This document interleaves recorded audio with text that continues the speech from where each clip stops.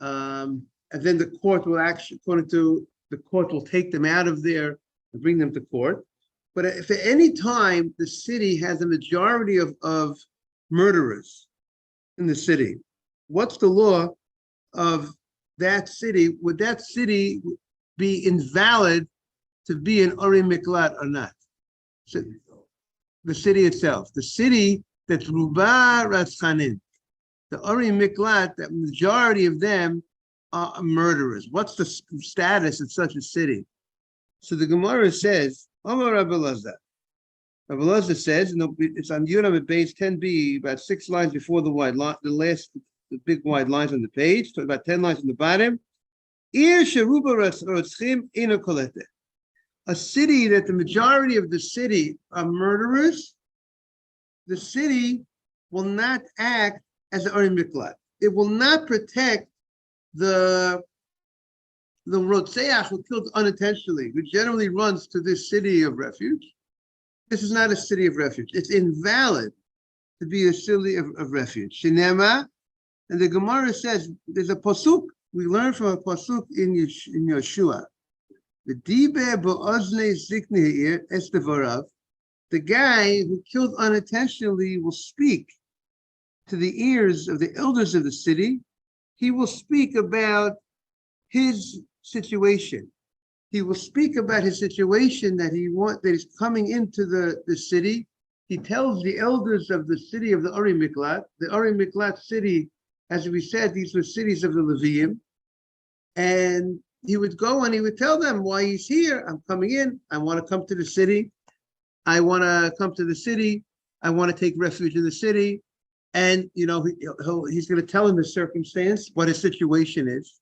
As we said, 6 of the cities, the big 6. Good morning, Rabbi. Good morning, Mike. Big 6 cities, he will have free room and board. He doesn't have to pay for his rent.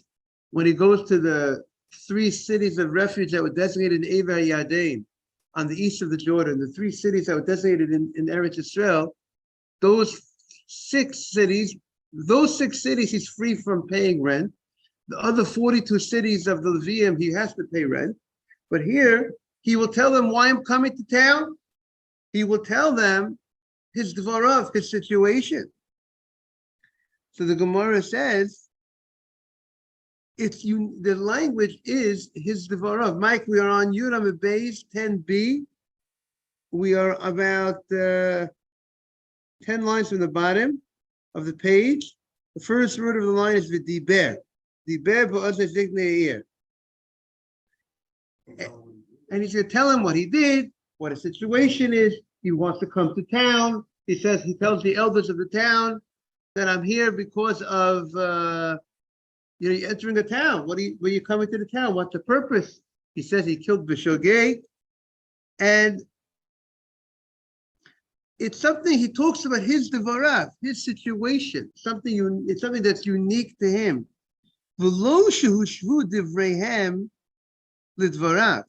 It's his situation, that he is someone who was killed unintentionally, but not that their words are similar to his words, not that they are murderers like him.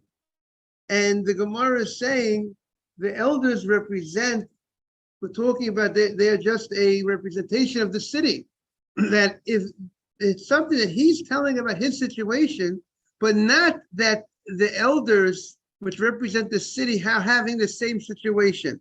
It's not that the elders are also murderers who killed Bishogeg, Moreki, but they killed unintentionally. So therefore, and so if the people of the pasuk, by emphasizing that his situation is unique, not similar to the situation of the elders, that means the elders are not people that have killed unintentionally. And therefore, the case of the Torah that the Torah is talking about is when this guy is coming in, he's telling his unique situation. The elders don't have that situation, but the elders are not murderers like him. But if the elders are murderers like him, meaning to say, if the majority of the city are murderers like him, then this he will not come to the city. This city would be invalid. You see, it would be invalid to serve as a city of refuge.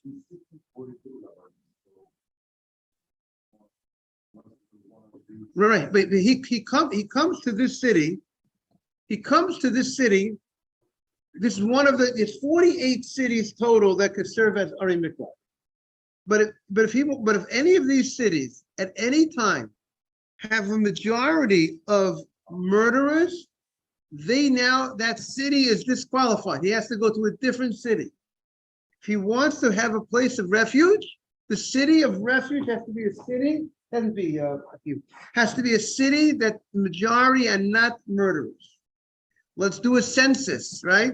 If the city has 1,000 people, if 501 people in the city are murderers, unintentionally, or let's say they might have been intentional murders, but the court has to figure it out. If they're here because of murder, the city is not able to serve as a city of refuge. It lost its status. You can have a city that can lose its status. Now, so Rabbi, did they end up with less than 42 at the end? Sometimes. So I'm saying in that case, it would be less. But I would think what they would need to do is then to bring in more people to, like they say today, send more people who killed Bishogeg in different areas. Or pack the court, pack the city with people who didn't kill Bishogeg, pack the city with people who are not murderers, to ensure that the city would be able to accept to not lose its status. That's one idea. Another idea could be that when we're setting aside the cities for Miklat, if we're designating a city for Miklat, we have to make sure whatever the cities are going to be designated, let's say they're going to be designated the cities in Eretz Yisrael, those cities that are going to be designated cannot have majority of rotzchim, of murderers. So if it has a majority of murderers, meaning to say, for instance, Moshe Rabbeinu designates 3 cities, Ari Miklat, in Be'ever HaYarden.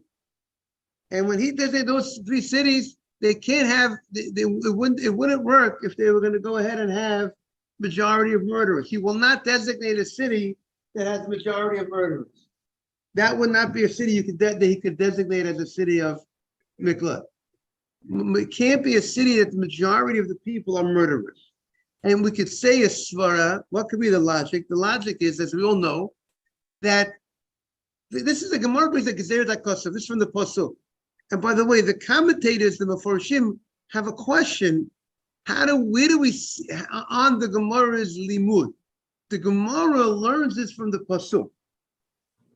Because the Pasuk says that he is speaking his unique situation to the elders. That means his situation, but they don't have this situation. He speaks about his problem, his unique situation that he killed unintentionally. It's Devarav, but it's his words, but they don't have the situation that he has. They're not murderers like he is. But the only question is, we only see from this pasuk that the elders are not murderers like him. Where do we see that the city is not murderers like him?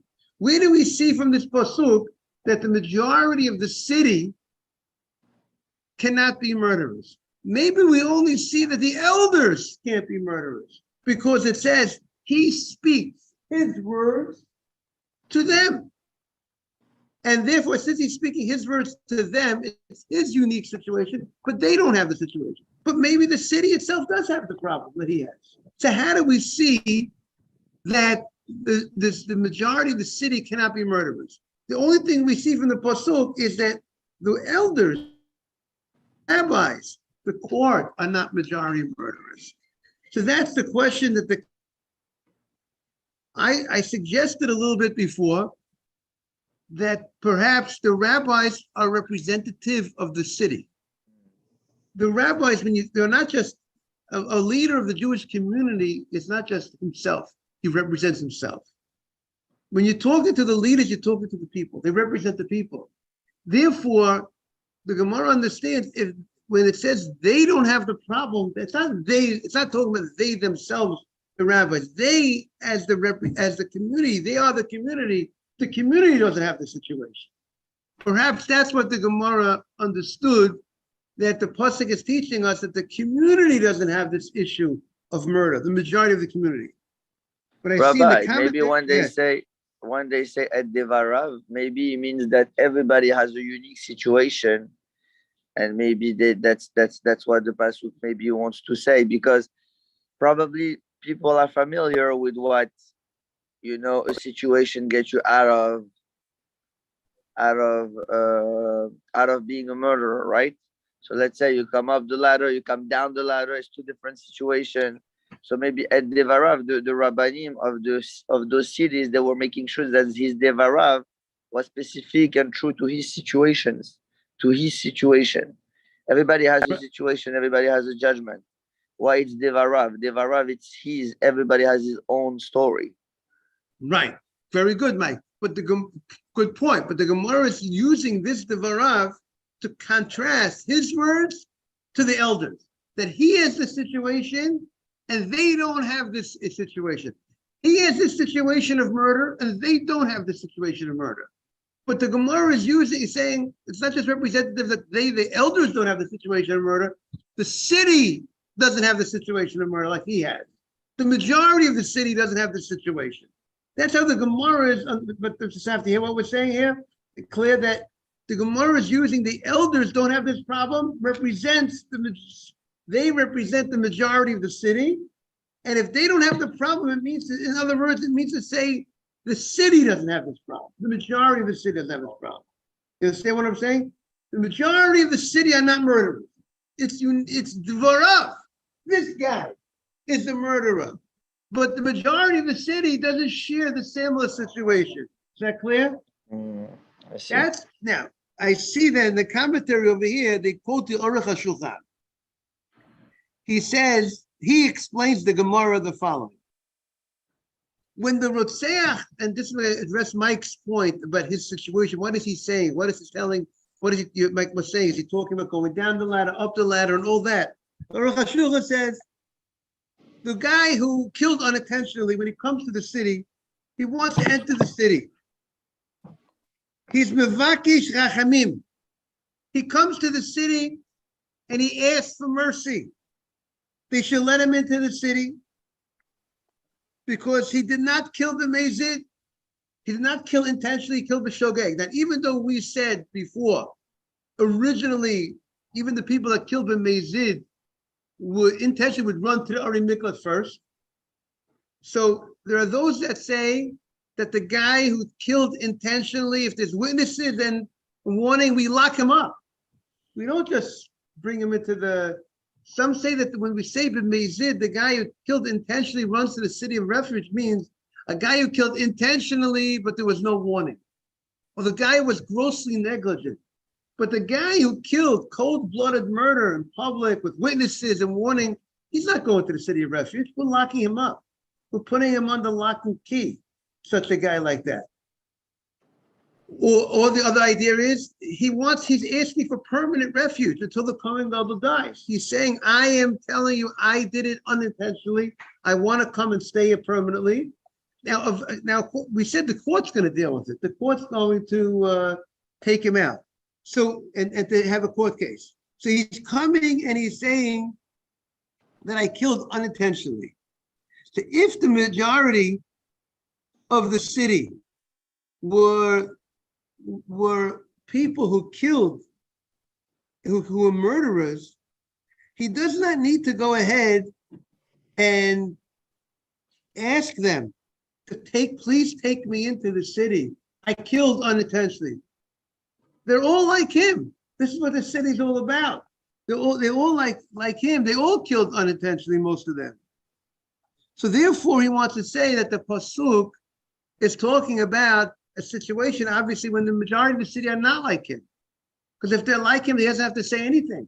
The majority of the city does not kill, but he has a unique situation. he killed unintentionally. Therefore, he's making a request that he should come into town.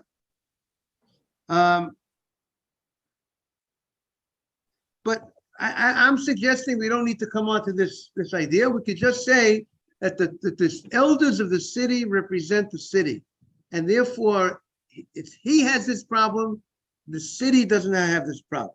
Okay, that's the first thing. Now we could say a little svara, an idea. We said that what is the point of the city of refuge? The city of refuge is supposed to serve as a rehabilitation for a person who killed unintentionally. Because we said when you kill unintentionally, you could have done better. The Rambam says you could have been more careful. You weren't as careful. You could have been more careful going down the ladder. You weren't as careful as you could have been. It wasn't a total accident that could not have been prevented. Therefore, you need to be in an environment of growth. You need to be in an environment where the majority of the people of the neighborhood that you're in are people that don't have this issue and are not being rehabilitated as well. But if the majority of the people are being rehabilitated, maybe you're not in the right place. That means the city itself is not, we need a stronger city for these people to go ahead and run as a city of refuge, perhaps, that'll serve as the proper place of kapara, of atonement, of growth for the person. Hear what I'm saying, Mr. Safi? Maybe he's not, you gotta have more people, more, as they say, Jews that did not commit such crimes. That's the type of place we want. More of those people are in. You're living in that type of city, and that will serve as a stronger city, as a city of refuge. So that's the first halacha of Rabbi Elazar. Now the Gemara says we have now that's the opinion of, again, we have, this is right, that's the, now again, we're going to have a machloket in this law. Before we go to this, I see there's one line that we skipped in the Gemara. Hold on, Rabbi Elazar. Rabbi Elazar said, no, we didn't skip it. No, we got it right. Hold on, Rabbi Elazar. Rabbi Elazar says the following, Yosef Tzaddik. So, he said a city that doesn't have Zikanim. Some say it means it doesn't have a court. The city that doesn't have a Bezdin. If the city does not have a Bezdin, if for some reason the Ari Miklat does not have a Bezdin, you cannot serve as Ari Miklat. If, let's say, the Bezdin left town, there's no longer a court in these counties. We have 48 cities of refuge. If there's no Bezdin, if there's no Zikinim, it cannot serve. It became invalid. The Minchat Chinuch discusses, what kind of Bezdin, what kind of court are we referring to? Are we referring to a court of 23 judges? Or that, because that's the type of court you need to do capital punishment, has to be 23 judges. Or is it referred to a small court for financial matters, which is a court of Bezdin of 3 judges? And I think some even say, even are referred to even 2 judges, two elders. What is it? 2 Talmidei Chachamim. But it says if a city does not have Zikinim, if it does not have this type of a body of great rabbis in the city, doesn't have the court, or it doesn't even have 2 great rabbis, it cannot serve as a Ori Miklat. It's not going to protect them. Not going to protect them. The Be'inan Ziknei Ha'ir Veleka. The city has to have a court. If we'll translate Zikanim here as a court, has to have a Bezdin, a court either of 23 or a court of 3, or at least 2 great rabbis. If it doesn't have it, it's invalid.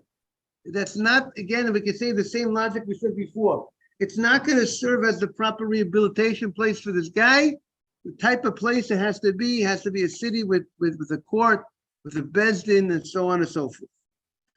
Vileka. Itma. Now the Gemara says that which we just said is not a universal opinion. Itma. Ir she'ein bo zikanim. a city that does not have a court, can it serve as an Arim Miklat? Rav Ami, Rav Ashi. Meaning to say, when Moshe Rabbeinu sets up Arim Miklat or any of it, do they have to have a bezdin in that city in order for it to serve as Arim Miklat? Harama koletet. One rabbi says it will serve as an Arim Miklat, even if there's no court that is existing. However, Harama inokoletes. One rabbi says it will not serve as a Arim Miklat if there's no court in this city. If there's no bezdin in the city, the city cannot serve as a place of refuge.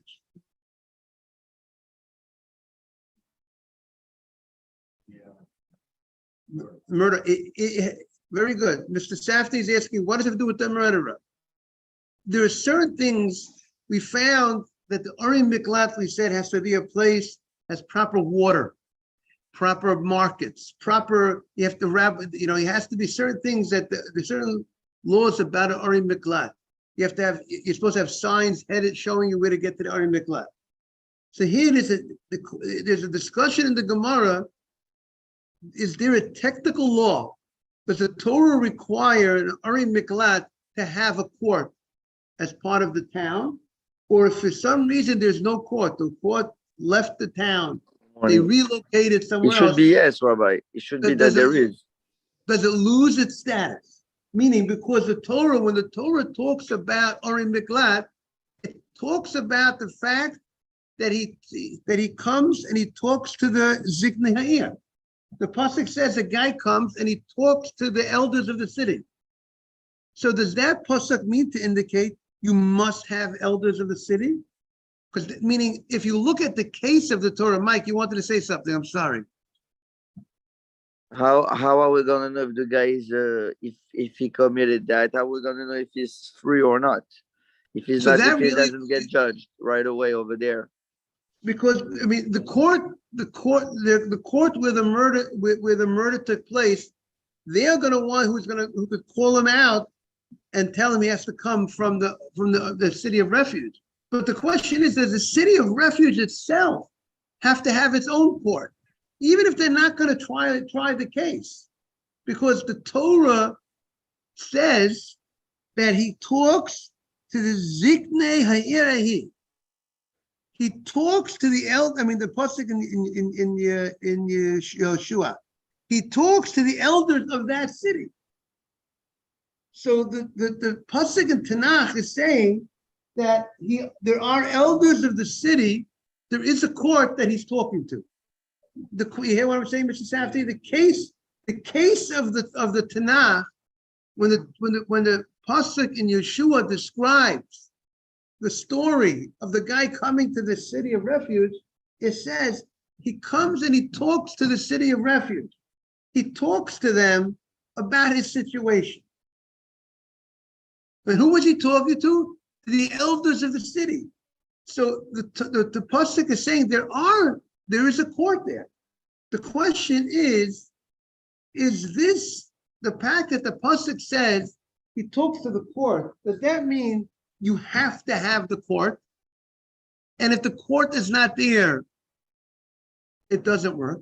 It's like there's no battery for the phone, it doesn't work. Or it's like having a case on your phone, on your cell phone. It's nice to have a case, you should have it, but if you don't have the case, the phone still works. Meaning to say it's a mitzvah that there should be a court in the place where there's going to be a city of refuge. But if you don't have the court, it still works. That's the machloka. It's like, you know what? Tzitzit, we say every day, Nasnu al tzitzit hakanaf pitil tchelet. You're supposed, there's a mitzvah to have a string called tchelet, a special blue string, a blue dye from the chalazon fish that's supposed to be on your tzitzit. But what happens if you don't have a tchelet? You don't have that tchelet. The mitzvah still continues. You still have the mitzvah of tzitzit. It doesn't stop the mitzvah of tzitzit. If you don't have tchelet, you missed out that mitzvah. there was a mitzvah to have tchelet, that blue wall. You lost out that mitzvah. So that's the same thing over here, the Gemara said. There's a mitzvah to have zakenim. There's a mitzvah when you set up a city of refuge, there should be a court there. But if for any reason there is no court, it could still take effect. That's the question of the on Sukkot we have a lulav and etrog. There's 4 minim to there's lulav, etrog, hadasim, v'aravot. If any one of the 4 is missing, it's gone. You don't have the mitzvah. You can't do the mitzvah if one of them is missing. Some things in life, sometimes if something is missing, sometimes it's all or nothing, but sometimes it's not all or nothing, right? Sometimes it works. So that's this situation. That's the question over here. Do you need to have elders in the city in order for this to take effect, the city to have the power to be a place of refuge? So the Gemara explains. The rabbi, the opinion that says it does not serve as a city of refuge, it says in the pasuk, Ziknei ha'ir, the court, the elders of the city, Vileka. And if there's no court, there's no Ziknei ha'ir. So that opinion says the pasuk was very specific. The pasuk says Ziknei ha'ir. So if you don't have the elders of the city, you don't have it. Meaning to say you don't have court, no court. Excuse me, no city of refuge. City of refuge is invalid. Laman diyama collected. And the opinion that says collected, that it would still serve as a city of refuge, mitzvah ba'alma. It's a mitzvah. It's a mitzvah that you should have a city of refuge, to have a court in the city. But if you don't have a court in the city, it still will take effect.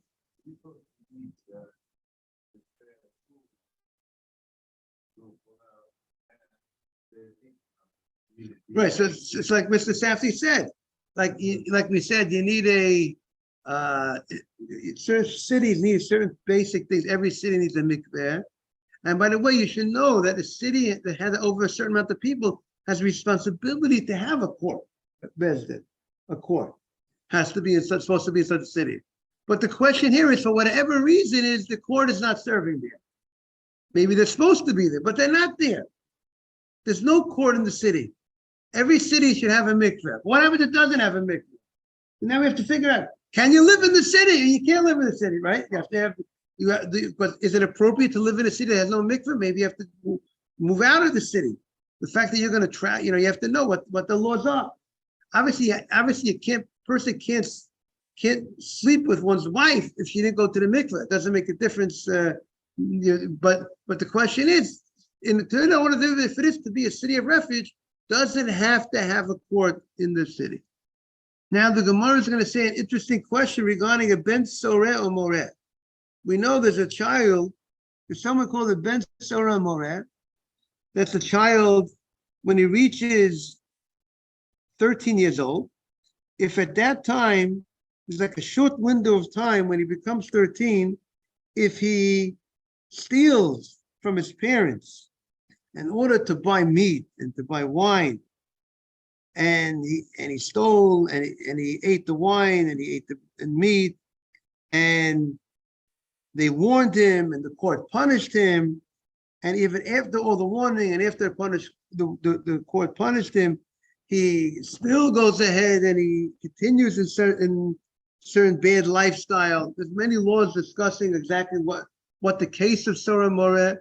And then there's an idea of punishing the child, very serious punishment to the child, that he can actually get killed for leading such a life, such a lifestyle, that he should die innocent. He shouldn't die, so to speak. He should die if we see that he's going to, the way he's on a path, that's on a bad path. Now, again, some say it never happened, such a thing, of Ben Soreh Moreh, but it's just to teach us the lesson and so on and so forth. But the Torah talks about this Ben Soreh Moreh. So does the town that the Ben Soreh Moreh come from, in order for a child to be subject to Soreh Moreh, does that town have to have a Beis Din? or if that town doesn't have a court, there's no, so they cannot have a Surah Mora from such a place.